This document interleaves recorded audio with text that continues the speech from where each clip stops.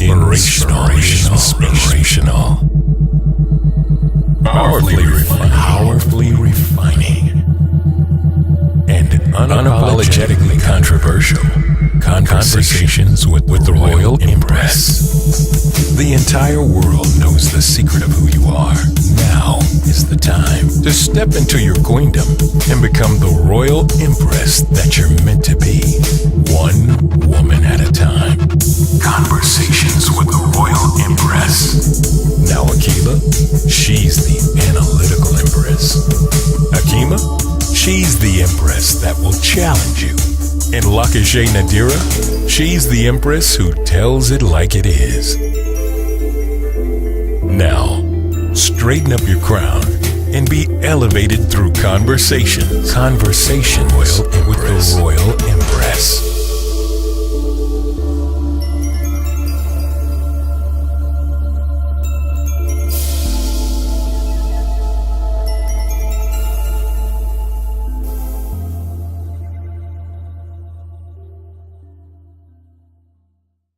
I want to start a conversation off.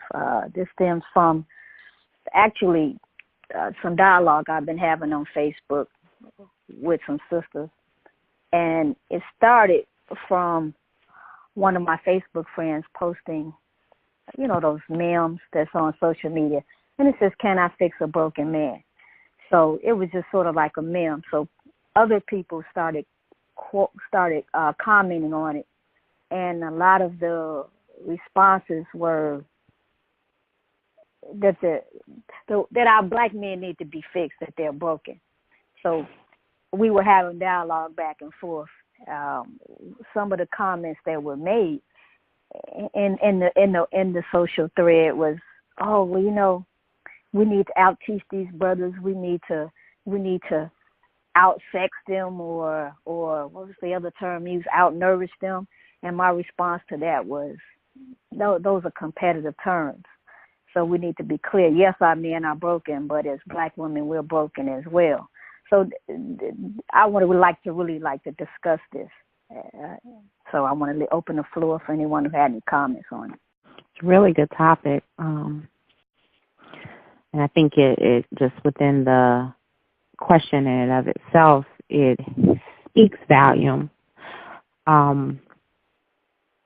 I've heard similar discussions before, and I know oftentimes as women, I believe that it is our nature to desire and feel as if we are in a position of being able to fix, because this is a role, I believe, that oftentimes we feel that we must fulfill.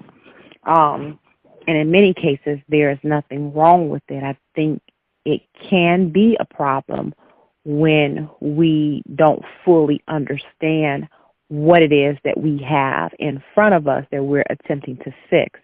You know, what does it mean to fix anything? You know, are we talking about fixing food? Are we talking about, you know, fixing something like a utensil that's broken? You know, what exactly are we defining as fix?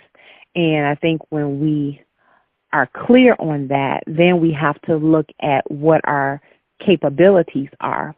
I know earlier when we were having a discussion on something similar, I believe that it came up about others or those who feel, particularly the woman in this case, that she can or has the ability to fix something, you know, very well need fixing herself, which definitely is the case in many situations, because we all need to be fixed in some kind of way.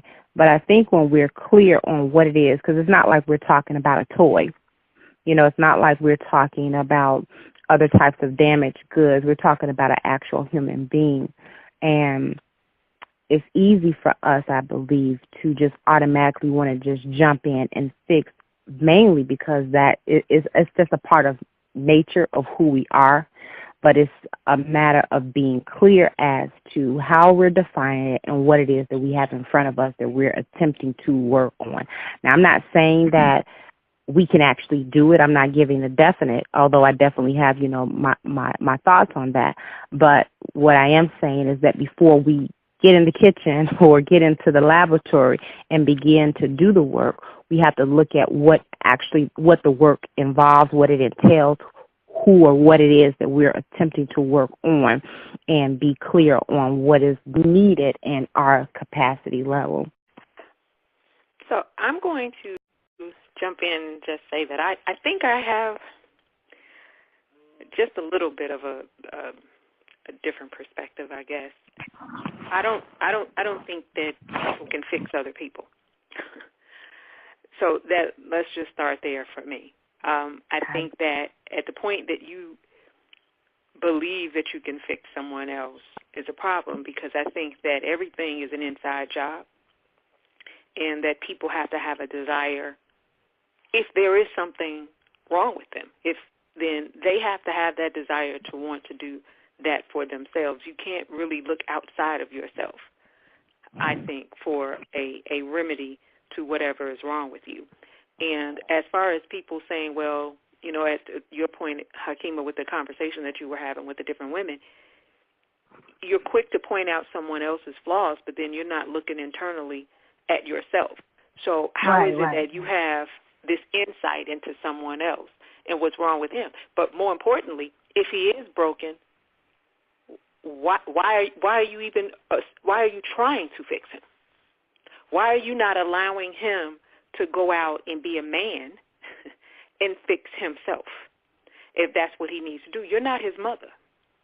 And I agree with a saying from the 1800s with Frederick Douglass that says it's easier to build strong children than to repair broken men. So that process starts at the beginning, and I get that we all have our issues as it pertains to being black and being in America, but I think that's very different than being broken in the sense of depression and anxiety and things like that.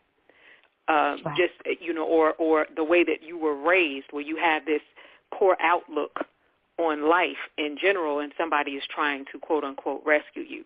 So I don't think that if women are looking to have good relationships with men, you can't go into that thinking that you're going to be able to fix this person to be in a relationship with you. There was an article that I was reading in Psychology Today, and there's a PsyD named Seth Meyers who said that rescuing wounded souls inevitably ends in a failed relationship.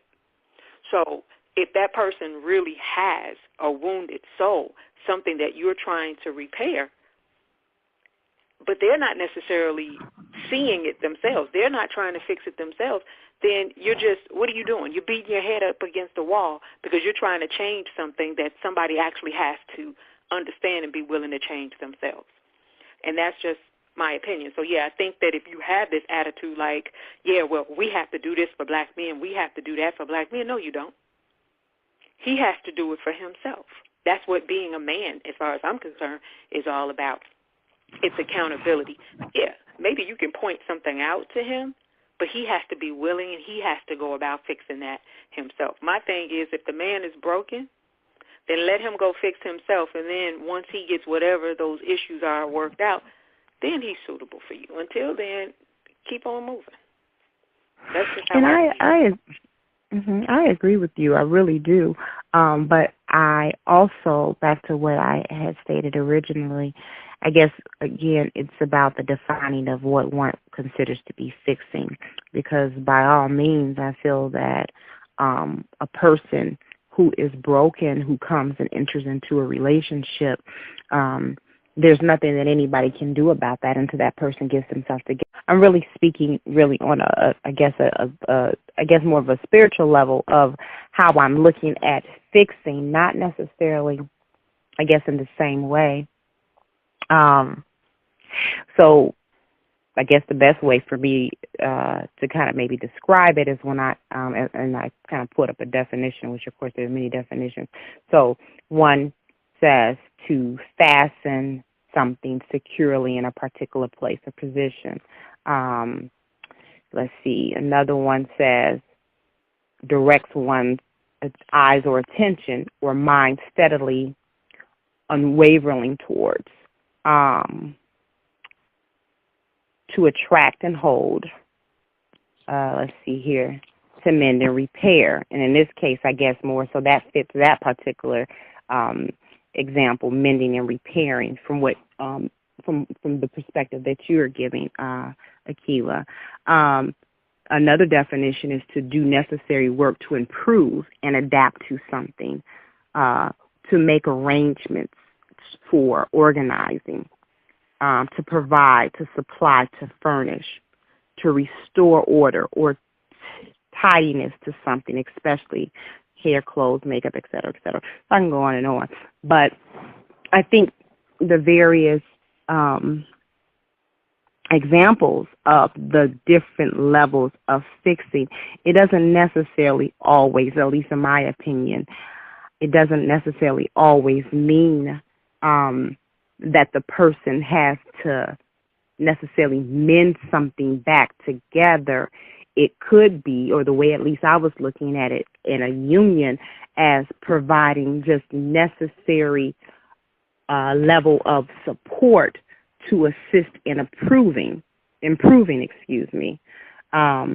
So what comes to my mind is thinking about how, as a woman, our job, or at least for me, I believe that a part of our job, especially in a relationship, is to be that helpmeet for your other half, helping them to meet their goals, being a consoler, being as what we describe as the heaven and the support, the consoler for the man. I know that the Honorable Elijah Muhammad taught that 75% of the work was with the women, and most of the time that particular statement was very much misunderstood, because many feel like, well, 75% of the work is with the women. That means the man only has 25%, right? And yes, this is true, but on another level, it is saying that because for the woman, we know that when you teach, you are teaching what? Well, we say that when a man teaches a person, he's teaching an individual. But when a woman, you're teaching like a whole nation. So a lot is required of the woman because of the many complementary attributes that she has by her being like the second self of God. So being the mother in type, not just in the relationship with her child, but being the nurturing type, then she naturally automatically comes to the table, whether or not she's trying to or not. She comes to the table with something that the man needs to act as a support, for him. So again, even though I do agree and I understand exactly the point that you're making, Akila, I see fixing in a different, light. Let me read this. Psalms 34:18. The Lord is close to the brokenhearted and saves those who are crushed in spirit. I think the proper question that we should be asking is, how can I help God help perfect this man? The scripture clearly says that that's God's duty, to work with someone who is brokenhearted. And oftentimes a person that's brokenhearted, it could be from a lack of knowledge of God or lack of submission to God. So the proper question, a wise question would be, what can I do to help assist God in helping him make a man or a better man that I have? Mhm. Yes, I think that is it's beautifully put. That's that's much of the reason why we don't have the man we desire, is because we need to get right with God first. We need to submit. It scriptures, in Quran, it says they're submitting men, they're submitting women. So we come together in pairs. So if you want a good man, you have to first be a good woman. If you want a spiritual man, you have to first be a spiritual woman. So it's important that if we want to have a righteous man, we need to be striving to be righteous women. So we need to submit. A submissive woman, now you're on a level of attracting a submissive man. But we can't do the opposite of what we're trying to attract or what we're trying to live. So if we understand, you mentioned that we are helpmeets, and then we have to understand a helpmeet to who. Our problem with us as black women, we don't want to submit to the true and living God. We just don't want to do it. We don't want to do right. In the debate I had with the sister, the first thing I mentioned to her from the sentence that she said, I said, you threw out sex. I said, that's the problem. We can't present sex to a man first. And then after we present sex to a man first, now you just challenged him, and you challenged the conquering nature of him. And he's going to conquer you because by nature he's a conqueror. And we're not conquerors by nature. So once he conquers you, he moves on to conquer something else. So when we present that aspect of ourselves, you're telling him, I have nothing better to offer you. This is for the moment, and that's all I can offer you. So what you may think is not a good man or maybe a broken man, he may not be showing you, or you may not have the wisdom to access the good in that man. He's going to do what he's going to do, what he's challenged to do, and he's going to move on. And that's something that we have to understand as women. Absolutely. That's true. And you can't be an adversary to God and then think he's going to bless you with his son. You know, the black or man you're is his daughter. Right, that's true. The black man is made in God's image. That's his son. I'm not negating the value that we bring, but I just want to make that point that you want to be blessed with his son. Why would he give you one of his sons if you're not acting like one of his daughters? And that's something that we have to understand. It's like a parent. I will bless my child with what they want when they do what I want them to do. That's just all part of parenting, and God is a parent to us. You know, he's a God to us, but he parents us, he develops us, he nourishes us. One thing I do want to add to is we talk about 75% of the workers with the 75% of the workers with the woman. Well, the man has an X chromosome. That X chromosome is there, and it's only there so that he can submit to do the will of God. Without that X chromosome, that black man will not submit to God. That's where we come in. Our job is to help keep him on that path, to help remind him that he is to remain in submission to do the will of God. That's what we're helping him to do, to help him stay on the path. So, yeah, 75% of the work is with the woman. A lot of that is within that submissive nature of that man and us making sure that he stays in submission to do the will of God. And this is why it's so easy for a godly woman to be able to, because you talked about submission earlier too, as well, Hakima, and you know how women sometimes do not want, or some women don't want to submit, but when you have fallen in love first with God and you understand what your purpose is and what your nature is, it's very easy to submit because you understand the nature in which you were created, and so then you just fall right on, right into that path with ease. And then sometimes the more that you are away from God, the more that your relationship is not strengthened, or if it's not strengthened, if it's not where it should be, then of course the harder that it becomes to be in submission. And naturally, if we see God represented in the man that we desire or the man that we have chosen as our mate, then it becomes easier and easier for us to submit to that man. But then when we don't see God represented in that man, and he's very far from the path of God, then he can't tell us anything, because no woman is trying to submit to a man who's not submitting to God.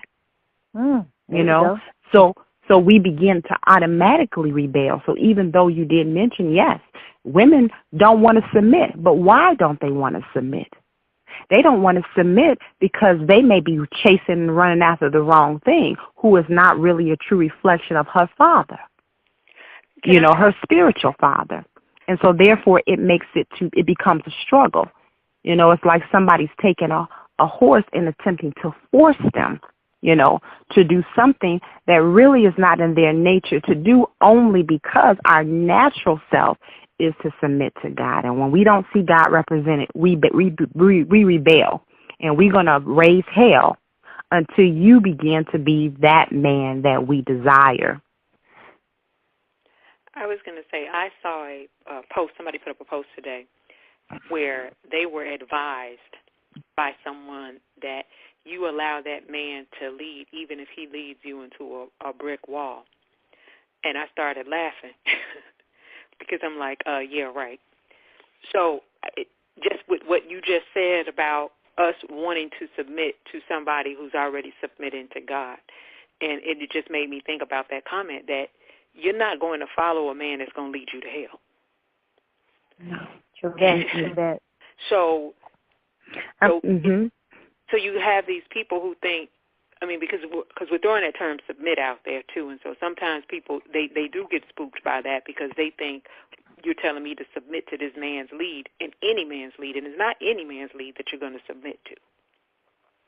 And so he has to be in submission himself before he can actually get that woman to be submissive, and that creates a lot of problems too. And I think that's why people also think that they're trying to quote unquote repair or do whatever, because they don't see him as the man that he could or should be, because he's not in alignment with the thinking of God. And so you're going to have that image where that woman thinks that she has to do something more than what she really has to do. And that's why it's so important in the beginning, before you even get to that point of being in this relationship, that you have made sure that you've chosen wisely. And the only way to do that is by taking a good look in the mirror at yourself and fully understanding who you are as a woman and becoming the woman of God that you desire to be first, before you go out seeking company of someone else. Because when you do it the opposite way and you don't go through the proper channels, courtship or what have you, then it makes it very difficult now for you to really be clear, even in your vision, what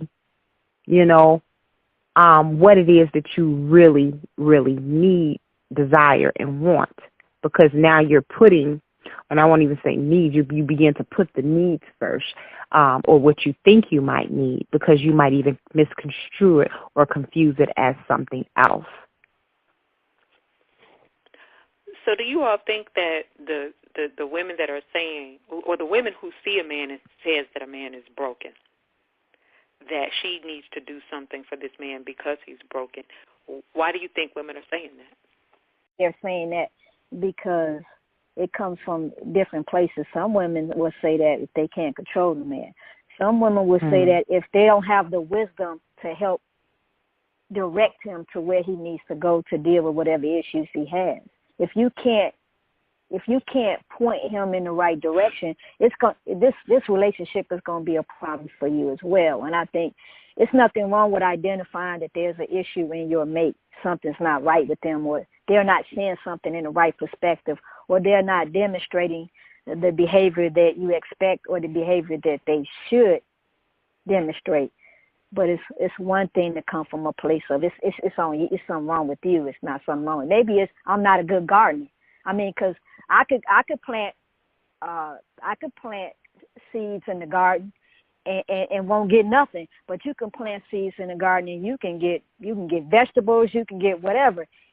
I have to look at myself and say, man, okay, you just 3 or 4 feet away from me, and I'm doing the same thing you're doing, but I'm not getting the same results. Sometimes it's just the person that's just not a good gardener. So therefore, it goes back to the soil. Maybe it could go back to the soil, and it could go back to your process. What are you trying to plant it in?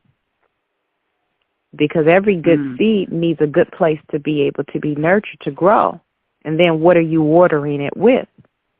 If you're not providing it with the proper nourishment, then a good seed won't produce what it is known to produce. Mm-hmm. And then what season are you planting it in? If you take a good seed, you can take a good apple seed and you can plant it in the dead of winter in January. And it's not going to give you the fruit of its labor. So sometimes we're dealing with something being out of season, not having the proper nourishment, not being a good foundation. You know, it could be a combination, as you said, of many different things. And so being able to identify which one is it, that goes back to how you start, or being able to first evaluate and looking at the tools that you have. Do you even have the proper tools to even dig up the dirt, to even, put the seed where it needs to be put? Do you have the proper tools to come into this relationship? Or do you need to take a step back and go back to training class, go back to ground zero, go back to a class where you can be taught? Some of us have never been taught. And so we come empty-handed, thinking that we're about to make this well-made man. I would like to give an example too, because sometimes we, I'll give a perfect example. Having a conversation with a sister, right, and she's talking about everything her man is not doing. Then she gets mad. He go and do it with someone else. Case in point, he won't even open the door for me. Okay, he don't open the door for you when you upset and you think it's something wrong. It's kind of, man, he don't respect me. He don't do this. He don't do that. Then your relationship sours and you break up, and then you find out he's doing that for some other woman. But yeah, what did she do to get him to do the same thing that you wanted him to do, but he wouldn't do for you? These are some of the issues that as women we'll have. We'll be upset with a man because we want him to read our mind, like he's psychic. And or like you mentioned before, some brothers probably was never taught to open the door for a sister. You have to tell that man, brother, this is what I need in a relationship. I need a man that's going to treat me like a king, because when you treat me like a king, my brother, treat me like a queen, I would definitely treat you like a king. You'll get better results that way. But oftentimes we don't, like you say, we don't use the right tool to get the right results. We don't get the right vegetable to grow, or we don't get the vegetable to grow at all. We don't go about things the right way. Oh, this brother don't make enough money. Okay, well, what did you do to help him find a job to make more money? Or what did you do to plant that seed in his mind to make him want to get a job, or to make him feel like he's even capable of having the skills to get a better job? Or did you just beat him down? You nigga, you need to go get a job. Ain't that how sometimes women come at a man, they come at him really foul? You ain't this, you ain't that, instead of coming at him saying, you know what, my brother, you better than where you at. You deserve better. Why don't you apply over here? He may not really think that he can do that, but we know how we have the power of words when it comes to our men. We have the power to build them up. We have the power to tear them down. We already seen our power to tear them down. Let's see the power that we have to build them up. Hey, brother, go over there and apply. Matter of fact, here's the website where you can go and apply. You can apply online. So that brother apply and get the job and say, baby, thank you so much. I didn't even really think I could get better. So it's something, like you said, it's about the tool. It's about the approach. So what we think we may not be able to get out of a man, what we think we can't access, what we think is broken in him, it just hasn't been accessed. It hasn't been cultivated. You can only lift him up if you're lifted. How can I lift you if I'm down in the ditch, How can I pull you if I'm down below? It really equates to that word of wholeness, which leads me to this beautiful quote that I saw earlier that I posted on our page, and it actually comes from none other than our very own Akila, who's on the line with us now in this conversation. But she said earlier, believe it or not, a man who is whole will let you know at the onset what his intentions are. Oh, yeah. If he is ready to settle down, he dates for a purpose, and that purpose is to commit. You may not be that person, and if not, a man who is whole will not waste your time because he's on a mission to find his proper mate. Make sure you are on the same page, and make sure that you are whole and that he truly is whole. Anything less than whole, people will create a spiritual drain. How powerful is that? And how perfect that is for this very conversation, because you have to have whole pieces come in. I know we've had this conversation before in other conversations with the Royal Empress, but, you know, not half pieces coming together to make a whole, but two whole people who are already whole, not meaning that you're perfect, not meaning that you have yourself all together, but you're just not chipped up and broken all apart, expecting for somebody to necessarily glue you back together. You're whole, therefore you can absolutely assist one another, you know, on this path to being even greater. I thought that was just such a timely and you know, beautiful quote. Thank you, Akiva, for sharing that with us. Yes, that was beautiful. I was like, whoa, that's deep. That was beautiful.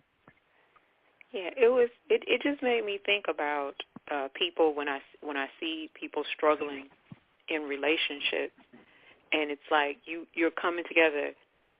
You don't have it together. This person doesn't have it together, and you're really not ready for what you're embarking on. And so then the attacks begin. He's not this. He's not that. She's not this. She's not that. But you didn't take the time, you know, to fix something in you before you went out there looking. Yes. And that's why sometimes when I hear people saying, "Oh, this person is this," well, instead of criticizing, so I agree with the whole thing about I'm not getting ready to criticize and badger someone about anything. If there's nothing that you can do to help that person, then you need to move on. And I can't remember who just said this, but to me, if you are going to you have to, that person has to also be open to the seeds that you're planting.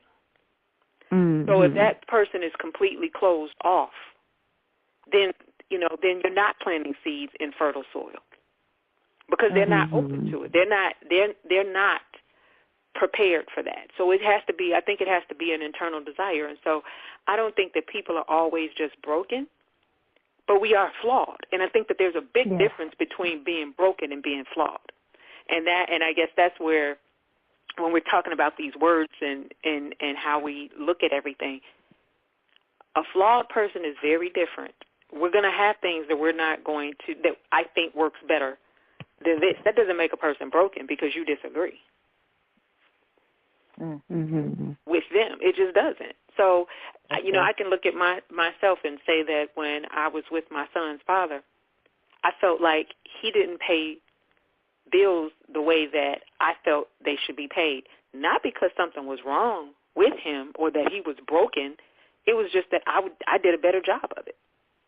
So I said to him, why don't you just give me the money and let me do this?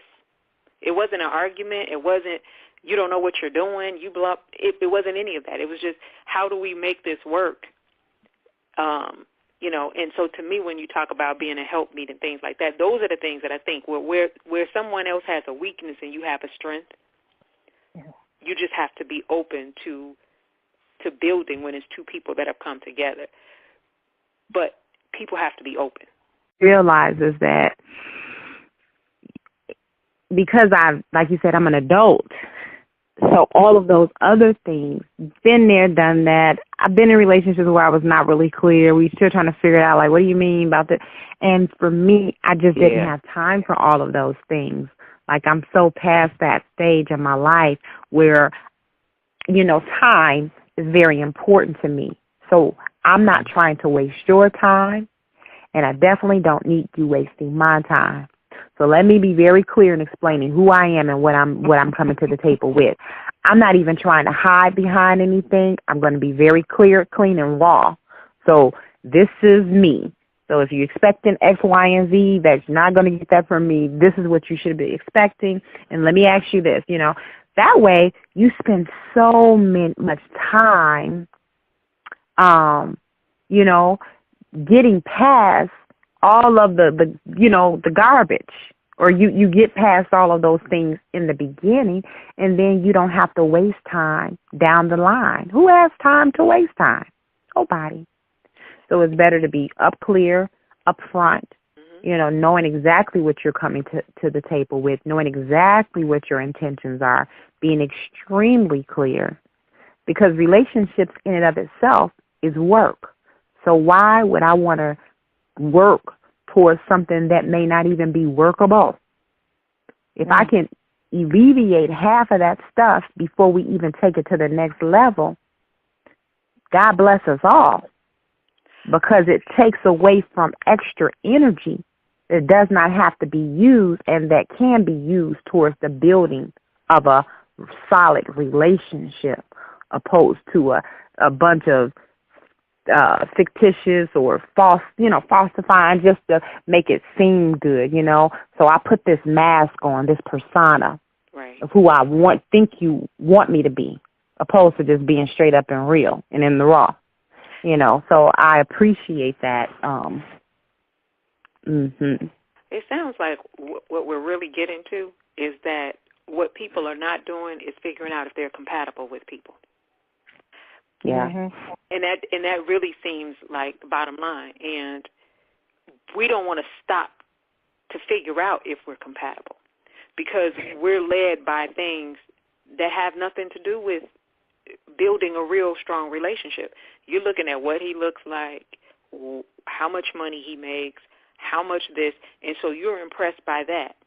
And then when he's not what you expect him to be, or maybe he does have some serious issues, but you didn't take the time to figure out if he had them because you were caught up on something else or some other place where you are in your life. And lower desire. Yeah, your lower desire, all of those things, everything. And then you figure out after, it's like, oh, my God, went through all of this with this man. He's this and he's that. And so really sometimes I think what you're trying to fix is that you're trying to save face. Because you entered into something that you had no business entering. And so to save face, you want to try to repair and to fix something that really has no remedy. Because you had no business with the person to begin with, because you didn't take the time to get to know who that person was. Or you weren't on the same page. You knew going into the situation that you wanted something that he didn't want, or vice versa. And so now, and so and now it's like, oh my God, this is not working out. It's not working out because you weren't on the same page. Because you knew you wanted to get married, and this man didn't want to get married. But you think you can change him. And a lot of people fall victim to, he just hasn't had this type of love before. He just hasn't had this before. But he's not looking for it. He's not looking for it. Because, and it is like what my quote said, if that's what he's looking for, he's going to tell you at the onset. Right. And it's to thy own self be true. To thy own self be true. Because don't start nothing that you really ain't trying to finish. That too. Don't start nothing and get involved in anything that really deep down inside that's really not what you want. Maybe you're just trying to pass time. Maybe you're bored. Maybe you just want a little comfort food. And sometimes people go into relationships for comfort food, not physical food, but other types of food, because it makes them comfortable. It reminds them back in the day. It reminds them of a previous relationship. It warms them. It keeps a warm body next to them, in bed or out the bed, because it prevents them from facing the true self, which is in the mirror. So sometimes to prevent us from really doing the work of the man or woman in the mirror, we actually add some other extra luggage, additional luggage, to our circle, which now complicates things because we never did the real work that we should have been doing in the first place, so that we can maybe prepare ourselves properly to add someone else to the equation. And we have to be wise enough, I guess, to see the signs at the onset, in the begining. Right. Be real. And that's why I think it's so important that at least this is one of the things I did, and this is a tip or, just some little wisdom pearls that I would give. and I'm sure we all have done this at a certain point, but it's nothing wrong with having a conversation with yourself. After you've discovered who you are, you figure out exactly, what you're dealing with yourself, then just simply begin to create a list. Now, some people say, well, you shouldn't create a list, but I think why not? We create a list for everything else we want. When we're getting ready to enter into legal contracts, whether we're about to purchase a house, we already know all the things that we want in the house, the ideal things that we would like to have. We know what we would want in, purchasing a car. I want a sunroof. I want leather seats, I want a four-wheel drive, I want this or that. So what's the difference, or what's wrong with maybe writing all of those things out, your true desires of what it is that you're looking for in a mate and what your expectations are? That way, you already know before you even get to that point. And so then when it comes, it's easy for you to identify it. Now, it doesn't mean that you're going to get everything necessarily on your list, but it does give you a basis, for being able to invite what it is that you're looking for into your life and prepare yourself. Because if we put a list 1 through 10, and this is at number 2, this is at number 3 as being most important or whatever, then what do I have to do if number 2 on my list is a job? I want them to have employment, or I want, what is it that now I need to do to match that? Because sometimes we want things that we don't even require necessarily of ourselves. And I'm not talking in terms of the equal of it, but we may be asking for something that we ourselves may not necessarily be willing to do in terms of working on our own self. We'll want this, that, and the other, but we don't want to do work on ourselves. So my thing is, after you've created this list, after you've gotten to know what it is that you want, then get to working on yourself. Not necessarily looking for all those things in the mate now. Wonder where he's at, wonder where he's at, wonder when he's coming. Get to looking at that sister in the mirror, get to looking at that brother in the mirror, and begin to go to work diligently on yourself. And once you begin to build and you begin to perfect yourself, then you will begin to see that other person manifested. Because sometimes we'll see the person before we even start working on ourselves, but we're not going to recognize them because we haven't cleaned up our own house. So again, it messes our vision up, or it messes with our vision, because it's now cloudy. But once we clear and clean the smoke, then it's easy for us to see, like, man, he's been standing right here all along, but I didn't even recognize him because I had so much dirt around me. I had so much that I needed to clean up that it wasn't even possible for me to even be able to see it. That's why we should focus on not intimacy. People get intimate too soon in a relationship. Mm-hmm. And then when it doesn't work out, because you've got intimate, you've got all emotionally intertwined with this person, you're devastated when that relationship doesn't end the way you want it to, or you don't get the result in that relationship. Because once you start getting intimate, then you got these emotions and this energy that shouldn't be going on. And then what does that do? It clouds your thinking. It's like it's an intoxicant, and now you are, messed up in the mind because you can't even see straight. What does alcohol do to someone? It impairs their vision if they have too many drinks. And so I've heard Minister Louis Farrakhan compare it to the same thing, being intoxicated, by having a physical relationship. It clouds your thinking. It prevents you from being able to clearly see what you actually have on the table. It impairs your judgment. And we don't want our judgment to be impaired. You don't want to invite people to have a conversation and they're intoxicated because ain't no telling what might come out. You don't want to invite someone to get you, a couple of miles up the way and they're intoxicated, because you might go off on the deep end because you're not thinking straight. You're not thinking at your best. We're at our best when our minds are clear. We're at our best when we can see, We have the perfect prescription, but our prescription can't be perfect. Again, like you said, Hakima, if, we have now entered into this physical relationship, because now we're high as hell. Now it's like, whoa, and people know exactly what to do. Think about when people are selling houses, they want to entice you sometimes, so they might put some brownies in the oven, right? They may put a little scent and smell table, right? To invite you, to make you feel like, man, this is no place like home. Man, this food feels so good. Remind me of Granny's kitchen.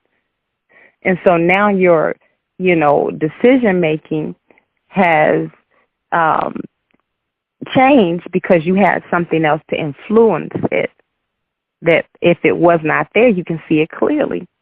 This is one of the reasons I know that we're taught, like, the difference of even the way in which different people may have services, in their temples or in their churches or in their mosques. Some people may believe that, hey, in order to get the spirit going, we got to have the tambourines, we have to have the singing, we have to have the shouting, we have to have the praising, and lifting up of the name so that we can, be able to bring it home, where others may feel like, no, we just want to get straight to the word, because we don't want to pull up these emotions. We want to be able to hear and clearly listen to what is being said, so that when we leave, we can have a clear understanding, void of anything that's going to pull out our emotions. So if you even go to different funeral service or janazah, very different. Some people feel like, hey, we need those extra things. But sometimes the extra things may actually cloud our thinking. So I do agree exactly with what you just stated, Hakima, in terms of the emotions, with relationships or the intimacy, and how it could definitely impair our judgment for making a proper decision. I was going to go on another thought as far as it pertains to women feeling the need to repair, particularly black men. And this is not necessarily about relationships per se, but just the whole idea of feeling like there's something wrong with our men. You see a lot of people talking about it just from the standpoint of black men not standing up for black women. Black men not doing this. It's always something that you're pointing out and feeling like we need to do something extra to change them or to make them better men for us in terms of protecting. I don't know. That's just something else that I was just thinking about when we were talking about people who think like that, because they're looking at it from other standpoints too, and not just relationship, or maybe they are looking at it like that too, saying, well, they won't even do this, so how can we even depend on them to be in relationships with us? And unfortunately, a lot of what'd you say? Some of that is learned behavior too. I'm repeating what I heard from someone else. Right, absolutely. Sometimes people say, give me an example. Well, and they'll go into some generalization. So sometimes some of that does come from generalizations and fitting in, because this what all the other women are saying. That's not women bonding, or that's not men bonding when we bash each other. And then we don't have independent thought. A lot of us may not have an ounce of independent thinking. So our thinking is based on only what we read. Our thinking is based solely on what we've seen in media. So if media is telling us that our black men are not there for us, if every time you look on the TV, they're telling you what your statistics in your community, is or is not. They're calling, the numbers.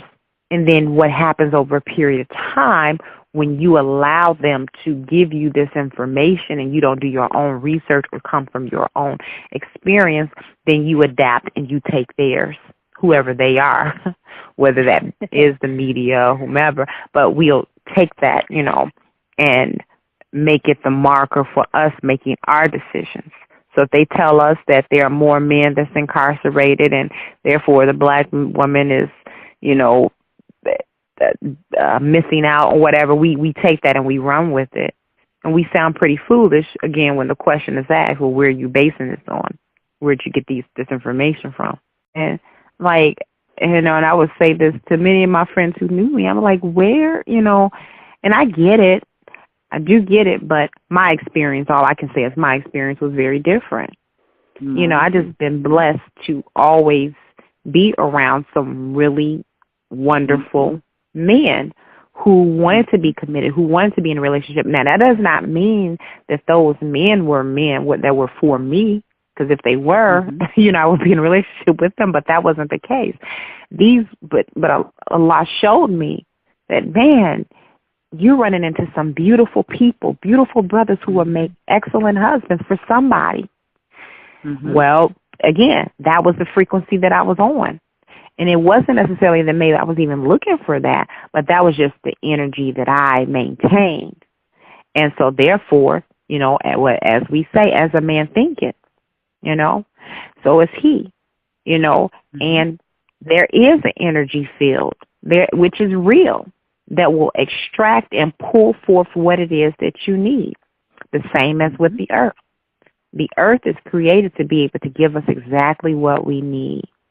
Nothing less than that.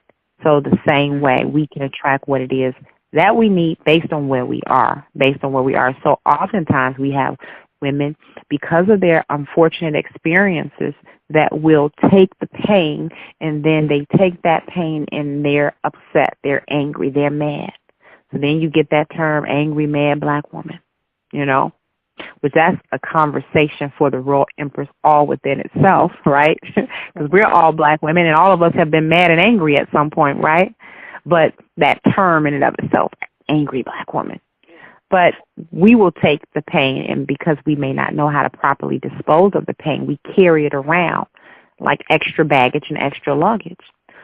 Well, one of my favorite songs, and I've done a couple of workshops on this, my Bag Lady workshop, which shows and displays how we as women carry all this extra baggage, as the song talks about from Erykah Badu, Bag Lady. And when you think about that, as she's talking, telling you about the different types of bags, we carry so much weight, so much baggage. And like there's a part of the song where it's talking about you're going to miss your bus. You got too much stuff. Basically, the bus driver is going to see you coming, and he going to keep it moving because he ain't even trying to pick you up. And he got a whole damn bus. But he don't even want to pick you up because you come in with all this extra luggage. Who wants extra luggage? Who wants to take you and all the bags that you have when they already have their own bags? So we have to lighten up our load, and we have to be careful that we're not bringing past relationships, past pain, past hurt into the next phase of our life, because then we're only going to attract what we already have, more luggage. That comes with accountability, too. And that's the ability to really look inside and see yourself for who you really are, and what you're bringing to the table. I know that I've told people, when I had people ask me, I can't believe you're not married. Why aren't you married? I said, because I made bad choices. I didn't accuse the man of being bad. There you go. So important, Akiva. So important. I that's made so bad real. choices. So real. And that's one of the things that if we would accept that for ourselves and know that it's not always just them. It's where's your accountability in it? Sometimes you really are complicit.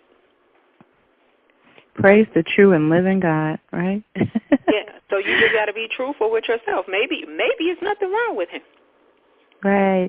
Now that's a beauty. That's just some wisdom. God, that's some good wisdom. And as I said earlier, looking in the mirror, that's why it's so important. And making sure you don't have a cracked up, faulty mirror either. Because you want to clearly be able to see yourself. But you're right, accountability. And we have to be careful when we do hear this, and this is why the sisterhood is so important, because even when we see our sisters doing this, we have to correct one another. Well, did you have any fault in it? Did you play a role in it? Well, and a lot of people oftentimes are trying to escape. They're trying to escape the responsibility. They don't want to be accountable. Why? Because accountability means that you will have to look at yourself. And the average person does not want to look at themselves because it's just too ugly. Too ugly because it's so much and it will require so much work, and maybe we are not ready for that work yet. So I think that's beautiful, well stated, speaking of being accountable for, what you brought to the table that may not necessarily be so fresh and clean. And I look at relationships, past relationships, as learning opportunities. There's not a relationship for me anyways that I had that I didn't learn something from. And if I'm blessed to learn something, then the relationship, it served me well, even if it might have been painful or even if it was something similar to what I experienced before. But if I was able to get it, and now I'm able to use it, even if it's being able to use it to serve someone else, maybe not necessarily myself, So I think that is great that we mention accountability because, again, oftentimes we're not trying to be accountable. We want to just put the blame off on everybody but ourselves just because of the pain of having to be forced to look in the mirror and work on ourselves because that's hard work.